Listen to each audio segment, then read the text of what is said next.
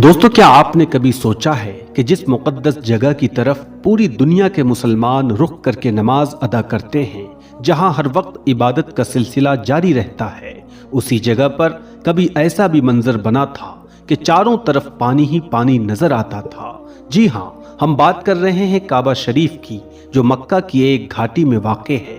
और यही वजह है कि पुराने वक्त में जब भी तेज बारिश होती थी तो पहाड़ों और ऊंचे इलाकों से बहकर आने वाला सारा पानी सीधा मस्जिदुल हराम की तरफ आ जाता था।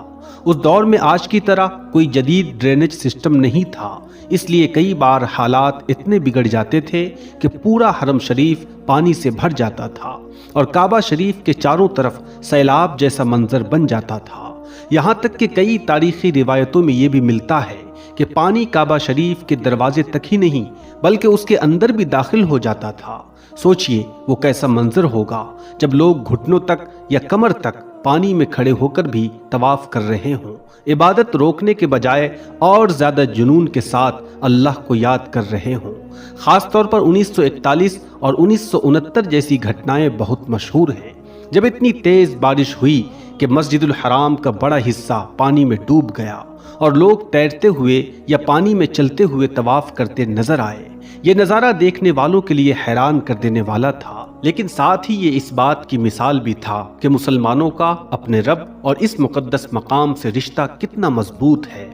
वक्त के साथ साथ सऊदी हुकूमत ने इन हालात को देखते हुए मक्का में बेहतरीन और जदीद ड्रेनेज सिस्टम बना दिया। बड़े बड़े अंडरग्राउंड चैनल्स और पानी निकालने के इंतजामात किए गए ताकि बारिश का पानी फौरन बाहर निकल जाए।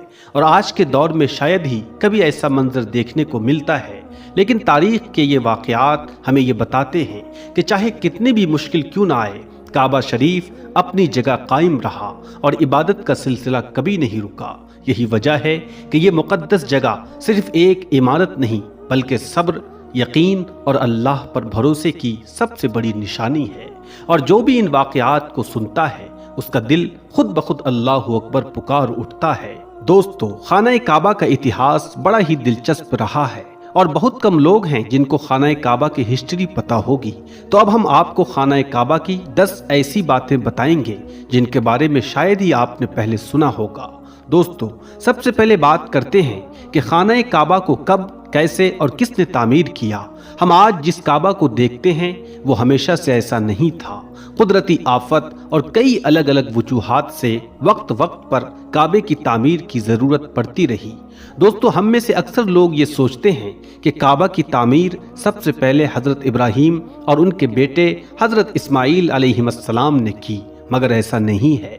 रिवायतों में आता है कि जब अल्लाह तबारक व तआला ने हज़रत आदम अलैहिस्सलाम को जन्नत से इस दुनिया पर भेजा, तब आदम अलैहिस्सलाम ने अल्लाह के हुक्म से खाना काबा को तामीर किया, जिसके लिए आदम अलैहिस्सलाम ने मुख्तलिफ पहाड़ियों से पत्थर लाकर काबे की नींव रखी।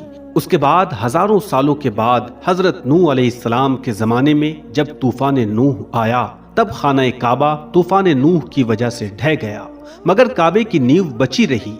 बाद में इब्राहीम अलैहिस्सलाम ने अल्लाह के हुक्म से अपने बेटे इस्माईल अलैहिस्सलाम के साथ मिलकर उसी नींव पर काबे को दोबारा फिर से तामीर किया। फिर नबी करीम सल्लल्लाहु अलैहि वसल्लम के ज़माने में नबूवत से पहले कुरैश वालों ने फिर से खाना काबा की तामीर किया। कुरैश के लोग अक्सर हराम तरीके से पैसे कमाया करते थे, मगर उन्होंने कसम खाई थी कि काबा की तामीर सिर्फ और सिर्फ हलाल पैसे से करेंगे, मगर वो पूरी तरह से कामयाब ना हो सके और वसाइल की कमी के कारण काबे की छत का काम अधूरा ही रह गया। उसके बाद जो तामीर हुई वो सैयदना अब्दुल्ला इब्न ज़ुबैर रज़ी अल्लाह तआला अन्हु के दौर में हुई। फिर आखिरी बार अब्दुल मलिक इब्न मरवान के कहने पर हज्जाज इब्न यूसुफ ने कुरैश के बनाए हुए काबे को गिरवाया और उसी नींव पर फिर से खाना काबा का तामीर किया। और आज जो हम खाना काबा को देखते हैं वो उसी वक्त से तामीर किया हुआ है। दोस्तों, नबी करीम सल्लल्लाहु अलैहि वसल्लम के ज़माने में कोई भी मुसलमान खाना काबा में आ जा सकता था और इबादत कर सकता था। खाना काबा हफ्ते में 2 बार आवाम के लिए खोला जाता था, मगर आज के वक्त में मुसलमानों की तादाद और वजूहात के चलते साल में सिर्फ 2 मरतबा ही खाना काबा को खोला जाता है। इसमें भी सिर्फ आला शख्स और ख़ास मेहमान ही खाना काबा में दाखिल हो सकते हैं। दोस्तों क्या आपको पता है कि खाना काबा में पहले 2 दरवाजे हुआ करते थे? जी हाँ, एक खाना काबा में दाखिल होने के लिए और दूसरा बाहर निकलने के लिए। और तो और एक खिड़की भी हुआ करती थी। मगर आज खाना काबा में सिर्फ एक ही दरवाज़ा रखा गया है और उस दरवाजे के बारे में भी एक दिलचस्प मालूमात है। ये दरवाज़ा सन 1969 में तकरीबन 300 किलो सोने से बनाया गया था। जी हाँ दोस्तों, 300 किलो सोना। उससे पहले ये दरवाज़ा चांदी का हुआ करता था और जो पहले खिड़की हुआ करती थी उसको भी हटा दिया गया। दोस्तों आपने कभी गौर किया है कि हजर अस्वद हमेशा चांदी के खौल में ही क्यों रहता है? कुछ लोगों का कहना है कि हजर अस्वद किसी फौज के हाथों मारे गए पत्थरों के लगने से टूट गया था जब वो मक्का पर काबिज थे, जबकि ये जन्नती पत्थर हजरत अब्दुल्ला इब्न जुबैर की मिल्कियत में था।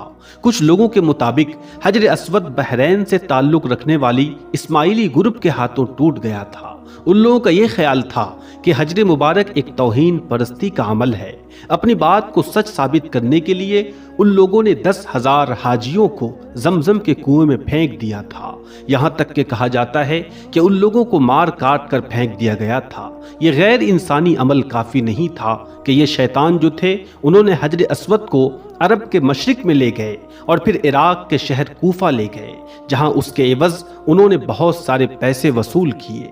जब उनको मजबूर किया गया था कि वो उसको खलीफा अब्बासी को वापस कर दें, जब उसे वापस किया गया था तो ये टुकड़ों में था और उसको ठीक करने के लिए सिर्फ एक ही तरीका समझ आ रहा था कि इसको चांदी के सांचे में रखा जाए।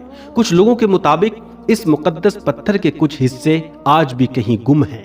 और प्यारे दोस्तों, काबा लफ्ज का मीनिंग होता है कुयूब, यानी ये कह लीजिए चौकोर। मगर क्या आपको पता है इब्राहीम अलैहिस्सलाम के वक्त काबे के एक साइड का हिस्सा गोल हुआ करता था, जिसे आज हम हतीम के नाम से जानते हैं। हतीम काबे का ही हिस्सा है, इसीलिए आज आप देखते होंगे कि तवाफ करने वाले लोग हतीम के अंदर से ना जाकर बल्कि हतीम के बाहर से ही तवाफ करते हैं।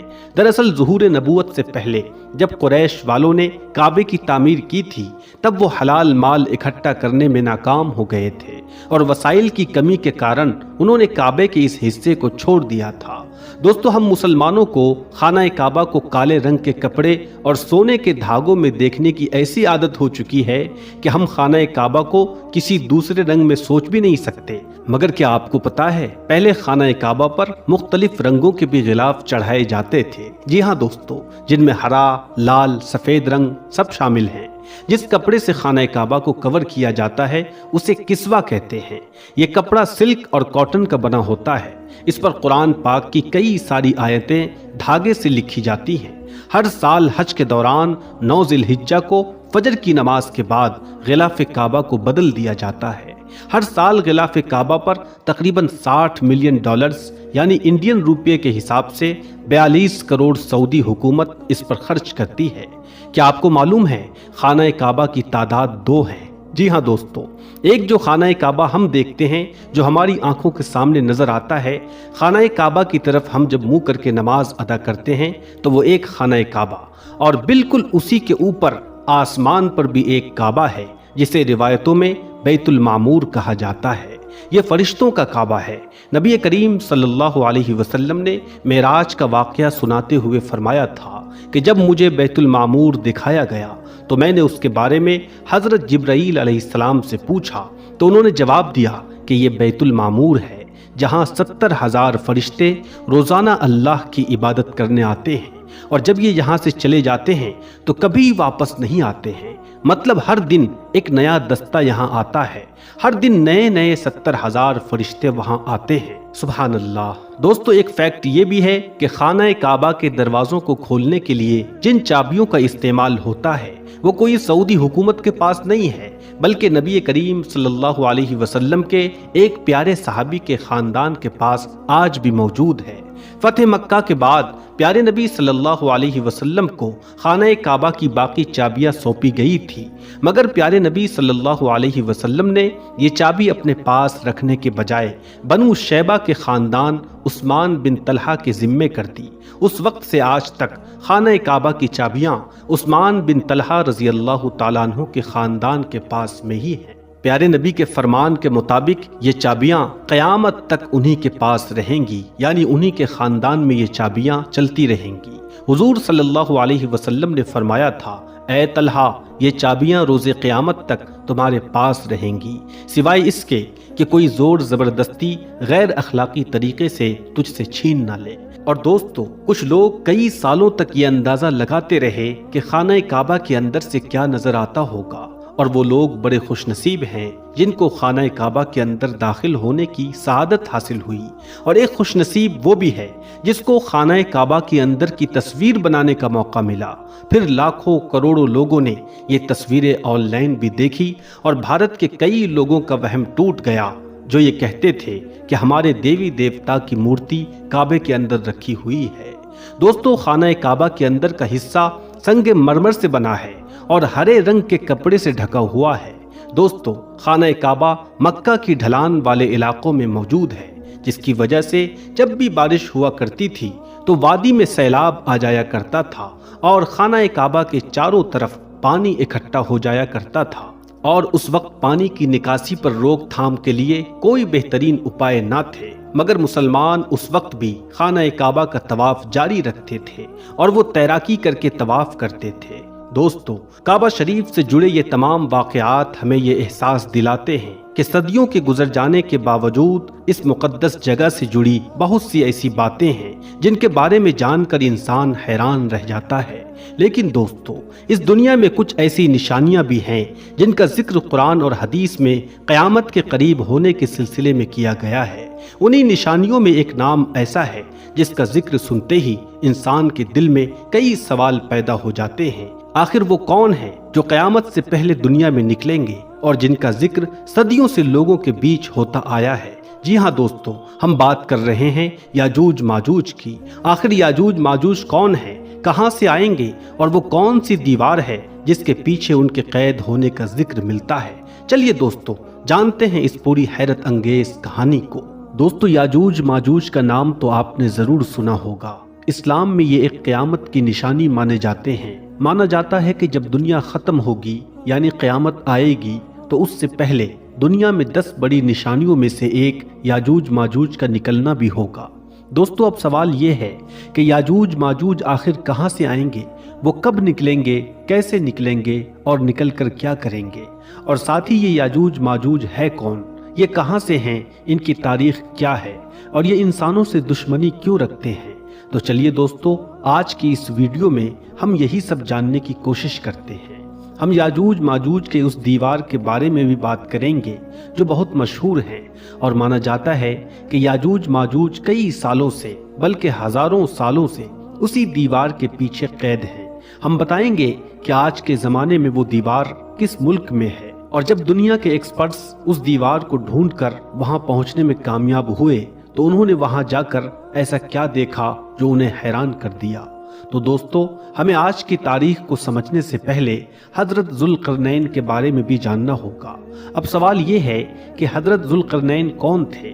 تو دوستو، جب آخری پیغمبر حضرت محمد صلی اللہ علیہ وسلم نے اپنے نبی ہونے کا اعلان کیا تو اس وقت کچھ بڑے یہودی عالم ان کے پاس آئے اور 3 سوال پوچھے۔ انہوں نے کہا کہ اگر آپ ان سوالوں کے جواب دے دیں گے تو ہم مان لیں گے کہ آپ سچ میں اللہ کے نبی ہیں، کیونکہ یہ سوال صرف نبی ہی جان سکتا ہے۔ ان سوالوں میں سے ایک سوال حضرت ذوالقرنین کے بارے میں تھا۔ انہوں نے پوچھا کہ وہ انسان کون تھا جس نے دنیا کے 3 کونوں کا سفر کیا۔ اس کے بعد قرآن میں حضرت ذوالقرنین کے بارے میں پوری جانکاری نازل ہوئی اور بتایا گیا کہ انہوں نے دنیا کے 3 الگ الگ کونوں کا سفر کیا تھا۔ دراصل دوستو، حضرت ذوالقرنین ہماری اس دنیا کے ایک ایسے بادشاہ تھے جو تقریباً 2500 سال پہلے پیدا ہوئے تھے، یعنی قریب 580 عیسیٰ پورو۔ اس حساب سے یہ حضرت عیسیٰ علیہ السلام سے بھی تقریباً 500 سے 600 سال پہلے گزرے تھے۔ جہاں تک ان کی سلطنت کا سوال ہے، ان کی بادشاہت کا سوال ہے، تو ان کی سلطنت آج کے زمانے میں پاکستان سے لے کر گریس یعنی یونان تک پھیلی ہوئی تھی۔ اس حساب سے بیچ کے جتنے بھی ملک ہیں جیسے ترکی، شام، عراق، ایران اور افغانستان، یہ سب ان کی سلطنت میں آتے تھے۔ یہی وجہ ہے کہ حضرت ذوالقرنین کی گنتی تاریخ کے ان چند حکمرانوں میں کی جاتی ہے جن کا راج پوری دنیا پر تھا۔ یونانی لوگ جہاں انہیں سائرس دی گریٹ کے نام سے جانتے تھے، وہیں ایرانی لوگ انہیں کورش کبیر کے نام سے جانتے تھے۔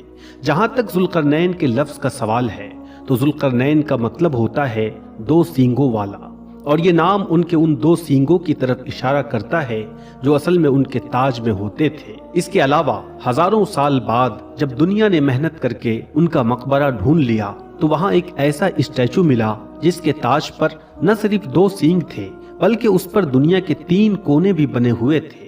یہ 3 کونے اس بات کی طرف اشارہ کرتے ہیں کہ حضرت ذوالقرنین نے دنیا کے 3 کونوں تک کا سفر کیا تھا۔ لیکن دوستو، آپ میں سے زیادہ تر لوگوں کے دماغ میں یہی سوال ہوگا کہ ٹھیک ہے، یہ سب کچھ سمجھ میں آ گیا، لیکن جب ان کے بارے میں کوئی نہیں جانتا تھا تو ان کچھ بڑے یہودی عالموں کو ان کے بارے میں کیسے پتا تھا جنہوں نے پیغمبر اسلام حضرت محمد صلی اللہ علیہ وسلم سے حضرت ذوالقرنین کے بارے میں سوال کیا تھا؟ تو ان کے بارے میں ہم آپ کو بتا دیں کہ اصل میں حضرت ذوالقرنین کا یہودیوں کی تاریخ سے گہرا رشتہ ہے۔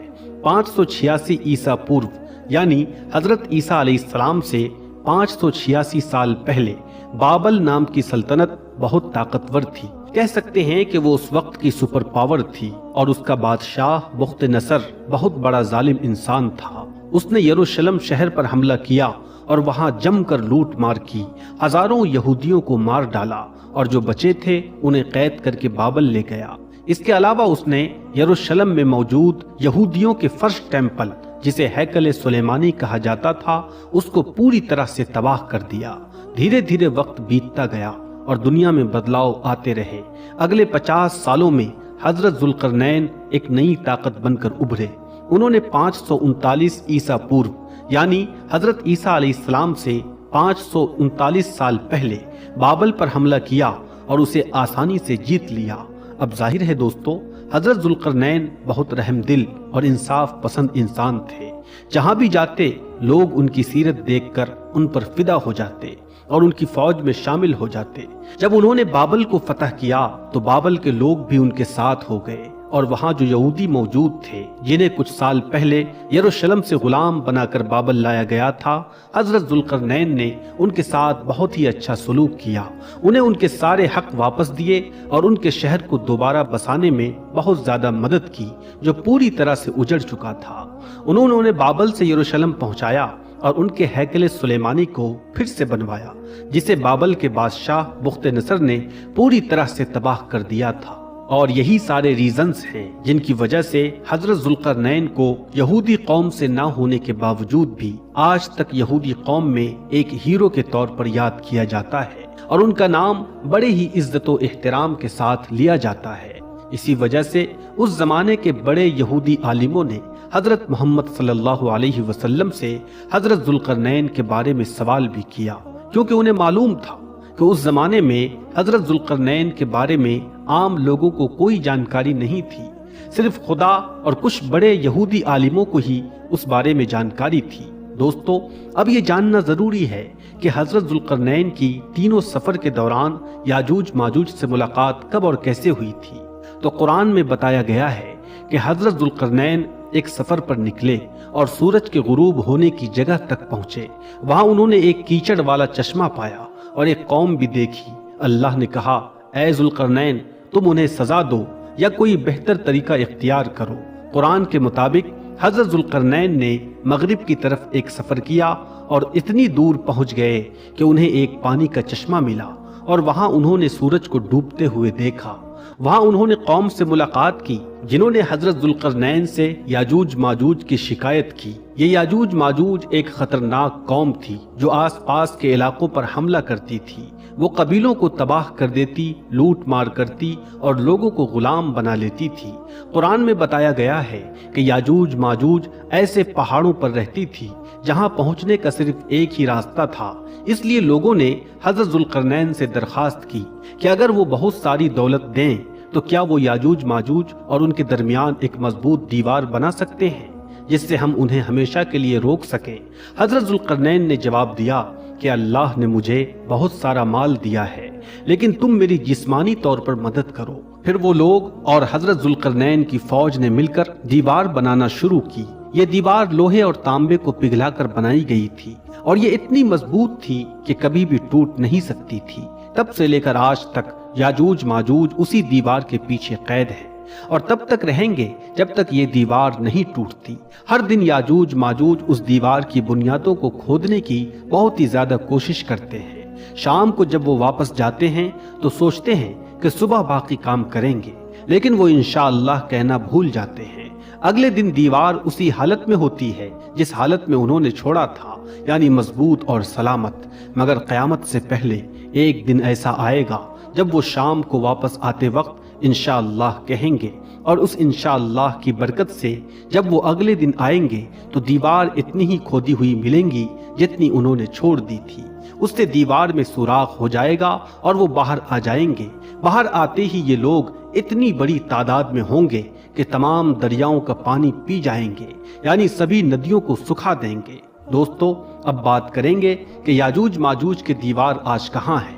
تو الگ الگ علماء کی الگ الگ رائے ہے۔ ڈاکٹر مولانا ابوالکلام آزاد اور دوسرے بڑے علماء نے تحقیق کے بعد کہا کہ حضرت ذوالقرنین کی بنائی ہوئی دیوار آج کے دور میں ترکی کے علاقے دربند میں موجود تھی، جو آرمینیا اور آذربائیجان کے بیچ میں موجود ہے۔ ان لوگوں کی تحقیق کے مطابق حضرت ذوالقرنین نے یہاں سب سے پہلے ایک قلعہ بنوایا تھا اور اس قلعے کی دیواریں لوہے اور تانبے سے بنائی گئی تھی تاکہ یاجوج ماجوج کے حملوں سے ان علاقوں کو محفوظ کیا جا سکے جنہوں نے ان سے حفاظت کی درخواست کی تھی۔